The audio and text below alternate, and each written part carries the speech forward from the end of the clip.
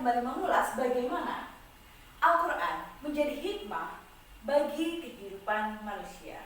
Sebelum itu, saya akan menjelaskan bagaimana bahwa di dalam diri manusia itu juga sebenarnya terdapat diri.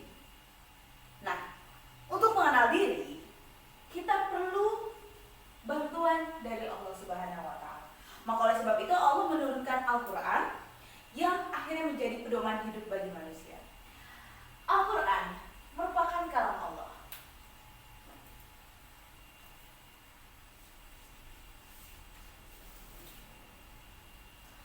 Lalu bagaimana dampaknya bagi manusia? Al-Quran hadir di tengah-tengah ketika Rasulullah menghadapi kaum musyrikin dari Mekah. Al-Quran diturunkan oleh Allah Subhanahu wa Ta'ala sebagai wahyu yang nanti dampaknya akan disebar di seluruh kehidupan manusia. Al-Quran berisi kalam-kalam Allah, yang mana di dalamnya ayat pertama Al-Quran yang diturunkan Allah berbunyi Iqra. Apa itu Iqra? Sayangnya orang Indonesia hanya menganggap bahwa Iqra diterjemahkan sebagai baca. Padahal kata ini itu lebih dari arti bacalah. Bacalah itu hanya sekedar kita membaca kemudian tidak perlu kita cermati. Tapi Iqra mengandung kata kajilah. Kajilah. Apa yang sebenarnya kita kaji? Mari kita perhatikan apa yang ada dalam definisi Iqra. Sebagaimana yang tadi saya utarakan di awal bahwa di dalam diri manusia juga terdapat diri. Dan bagaimana cara mengenal diri? Maka Allah menurunkan Al-Quran sebagai pedoman yang bisa memberikan hidup kita jalan keselamatan. Ayat pertama dari surat Al-Alaq adalah Iqra, yaitu kajilah. Kita diminta untuk mengkaji diri kita sendiri sebelum kita mengkaji orang lain. Al-Quran berdampak pada kehidupan kita sehari-hari. Tergantung bagaimana kita mempelajari Al-Quran dan bagaimana sikap kita terhadap Al-Quran. Al-Quran mempunyai spirit dan motivasi untuk kita jadikan pedoman hidup, kemudian untuk disebarluaskan spiritnya dan motivasinya serta nilai-nilai religiusitas kepada manusia. Tapi tanpa kita memahami poin-poin yang akan saya jelaskan ini, kita tidak akan memahami apa itu Al-Quran dengan sebenarnya. Al-Quran hanya akan bisa dipelajari dengan baik jika kita memiliki niat yang baik. Bagaimana niat itu kemudian menjadi spirit kita, motivasi kita untuk mempelajari Al-Quran. Tapi tanpa satu hal lagi, niat ini juga tidak akan bisa teraplikasikan dengan baik. Apa itu? Ilmu. Perlu kita sadari bahwa ilmu menjadi dasar bagaimana kita memahami Al-Quran dengan baik. Jika kita mempelajari Al-Quran tanpa ilmu sedikit pun, maka apa yang kita dapatkan? Kosong. Lalu, oleh sebab itu, ilmu dan niat adalah satu kesatuan yang seharusnya memang menjadi dasar untuk pembelajaran Al-Quran. Tapi ada lagi satu hal lagi yang mana ilmu dan niat itu menjadi bagian juga di dalam yang satu hal ini. Apa itu? Iman. Bagaimana kita punya ilmu yang mumpuni, bagaimanapun kita punya ilmu yang mumpuni, bagaimanapun kita punya niat yang baik, jika iman kita di bawah standar, lalu apa yang kita dapatkan dalam Al-Quran? Nihil. Jadi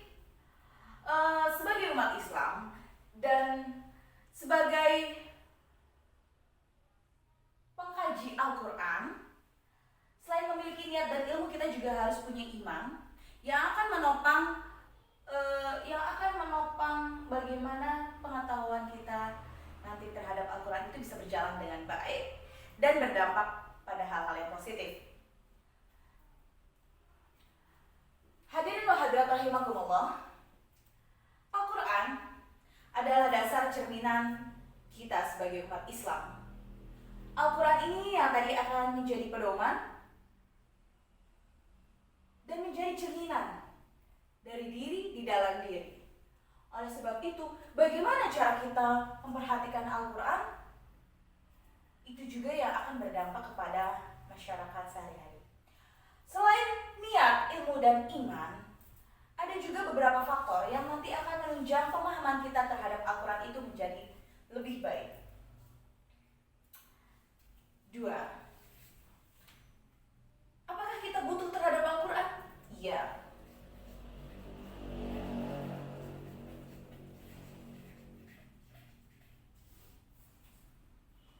Kebutuhan kita terhadap Al-Quran akan menjadikan kita lebih dekat dan sangat perlu dengan bagaimana memahami Al-Quran dengan baik. Kita membutuhkan Al-Quran sebagai pedoman hidup. Kita juga membutuhkan Al-Quran sebagai motivasi untuk menjadi lebih baik lagi. Hal inilah yang seharusnya disadari oleh kita sebagai umat Islam terhadap kebutuhan dengan Al-Quran. Yang ketiga adalah masalah. Sadar atau tidak, di dalam Al-Quran banyak menceritakan masalah-masalah kehidupan sosial ataupun kehidupan beragama. Contohnya, ketika Nabi hijrah ke Madinah, sebelumnya Nabi bertempat tinggal di Mekah. Di Mekah, Nabi mendapatkan permasalahan tentang akidah. Bagaimana cara membenahi akidah umat-umat Quraisy pada masa itu. Lalu, di dalam Al-Quran ditulislah masalah-masalah tersebut. Maksud saya, Al-Quran mencangkup masalah-masalah yang terdapat di kota Mekah pada waktu itu. Apa saja masalahnya? Seperti penyembahan berhala, kemudian penguburan anak perempuan dengan hidup-hidup. Al-Quran memuat semua itu. Dan dari situ kita bisa ambil hikmahnya. Setelah Nabi hijrah ke Madinah, permasalahan kembali kompleks. Bukan hanya tentang keagamaan, tetapi juga tentang masalah peribadatan.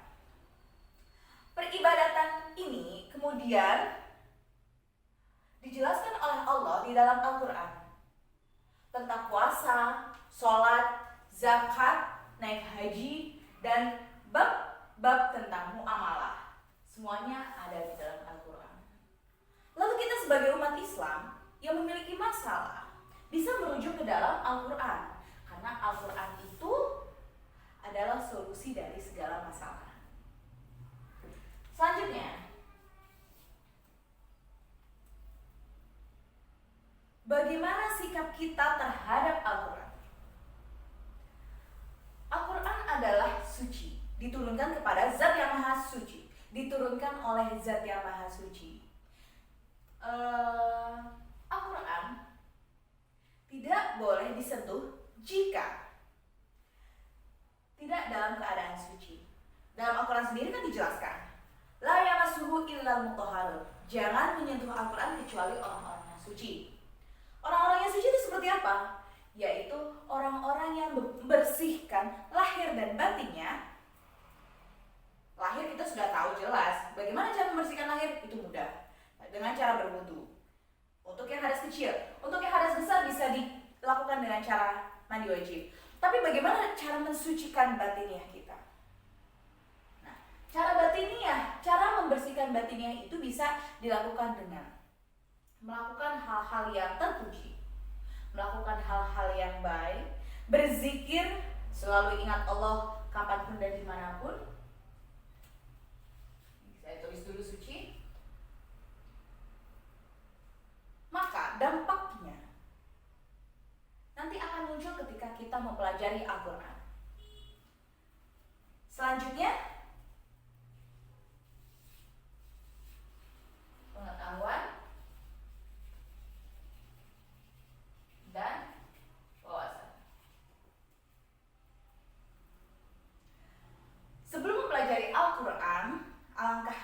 kita mempelajari ilmu-ilmu Allah yang tersebar di muka bumi. Pengetahuan dan wawasan itu banyak sekali jenisnya. Tidak hanya kita pelajari di dalam kelas saja, tetapi juga di lingkungan sekitar. Kita bisa mempelajari bagaimana tumbuhan itu tumbuh. Kita bisa mempelajari bagaimana cara membenahi motor misalkan yang sedang rusak gitu. Nah, pengetahuan-pengetahuan itu kemudian menjadi basic atau menjadi ilmu tambahan untuk kita memahami Al-Quran. Seperti misalnya ahli fisika mempelajari bagaimana terjadinya hujan. Hujan terjadi karena adanya penyerapan air laut oleh awan. Kemudian maksud saya hujan terjadi akibat penguapan air laut ke awan. Kemudian awan menggiring, awan yang sudah penuh kemudian menggiring dirinya sendiri dan menghujani air-air yang sudah terdapat di gumpalan awan itu. Lalu terjadilah hujan.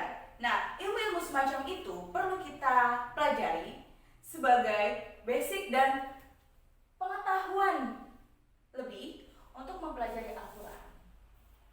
Yang nyatanya sebenarnya di dalam Al-Quran juga terdapat ilmu-ilmu semacam itu. Hanya saja sekali lagi kita belum mengetahui secara lebih mendetail. Nah, saya lanjutkan. Al-Quran ini adalah cerminan diri.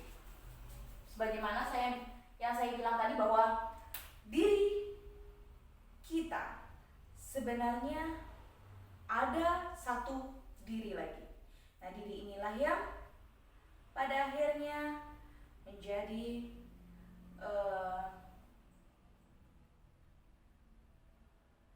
bagaimana kita bisa memahami Al-Quran dengan baik. Untuk itu, bagaimana cara kita memahami Al-Quran dengan baik? Seperti yang tadi sudah saya sampaikan bahwa Al-Quran merupakan cerminan diri. Cermin adalah sesuatu yang dapat memantulkan benda dengan kemiripan yang sempurna. Jika kita berjalan seperti ini, maka di dalam cermin itu juga akan berjalan seperti ini. Begitu pula sebaliknya. Jika kita sedang melakukan hal-hal seperti ini, maka di cermin itu juga akan terjadi hal-hal seperti itu. Maka cermin adalah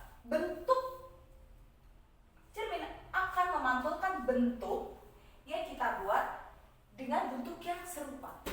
Nah, itu catatannya. Maka Al-Quran sebagai cerminan, apabila kita membacanya dalam keadaan-keadaan yang negatif, contoh di sini ada jujur. Salah. Kita yang negatif dulu ya. Di sini ada sikap bohong atau malas atau sombong. Kemudian bisa juga kikir atau dengki.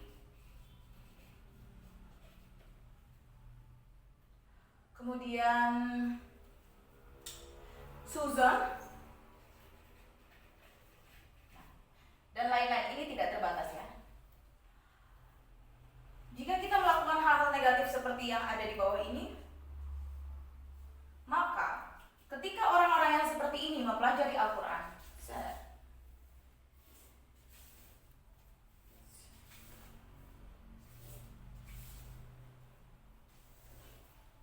maka dampaknya apa untuk kehidupan sehari-hari?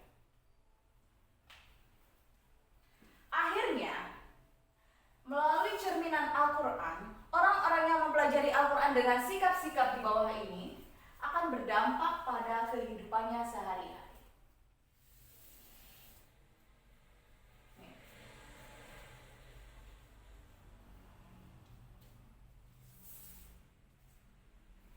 Apa dampaknya?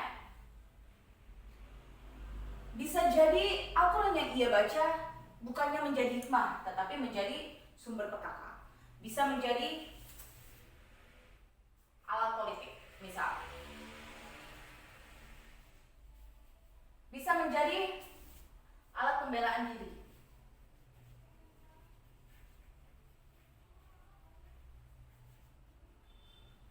Al-Quran itu tidak akan menjadi pedoman hidup, melainkan hanya sebagai dasar pembetulan dari perbuatan yang dilakukan sehari-hari. Misal, kita ingin maju politik, tetapi kita tidak menemukan dalil yang pas untuk kita membela diri dalam politik itu. Akhirnya kita menggunakan sebagian ayat-ayat Al-Quran yang dipolitisasi dan dimanfaatkan untuk kepentingan diri sendiri. Sangat tidak baik ya etikanya. Al-Quran itu kitabullah, tapi untuk hal-hal yang seperti ini seharusnya itu tidak terjadi. Inilah efek dari perbuatan orang-orang mengkaji Al-Quran dengan sikap-sikap ini. Lalu bagaimana dengan sikap-sikap yang baik?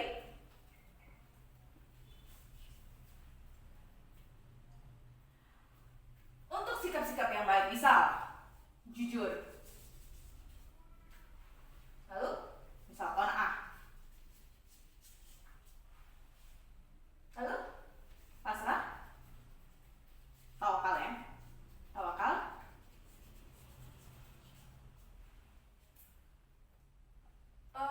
kemudian misal dermawan, dan seterusnya. Apa dampak perbuatan dari pemahaman Al-Quran dari orang-orang yang memiliki sikap-sikap seperti berikut? Dampaknya adalah ketika orang-orang ini mempelajari Al-Quran, yang mana tadi disebutkan bahwa Al-Quran adalah cerminan dari diri mereka masing-masing,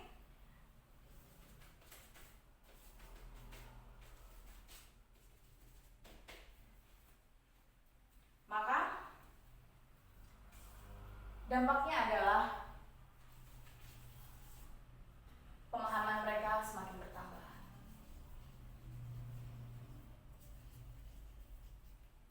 Kemudian akhlak mereka semakin baik.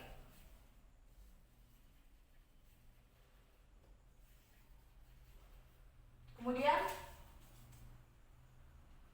bisa menjadi penghubung silaturahmi. Misal,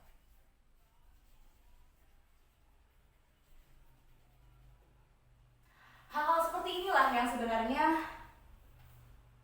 dampak yang sesungguhnya dari pemahaman kita terhadap Al-Quran. Maka kita tidak hanya mempelajari Al-Quran hanya seputar teksnya saja.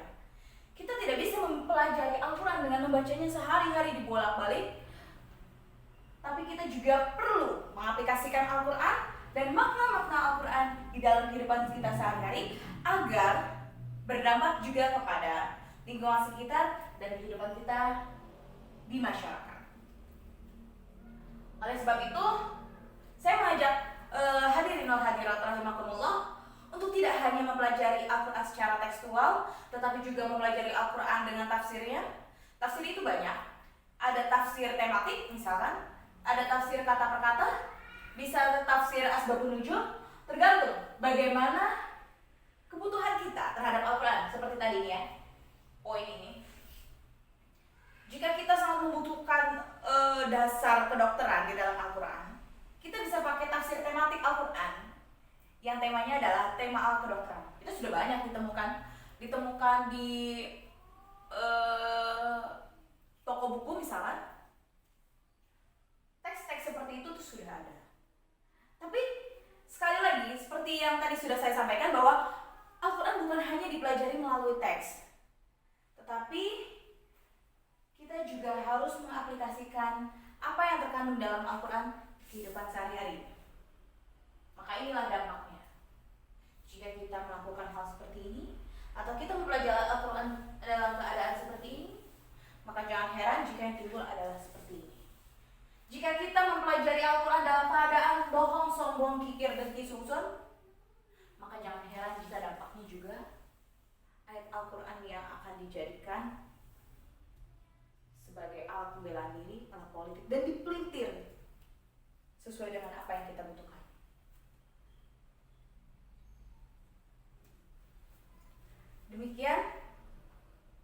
usikum wa nafsi bitaqwallah.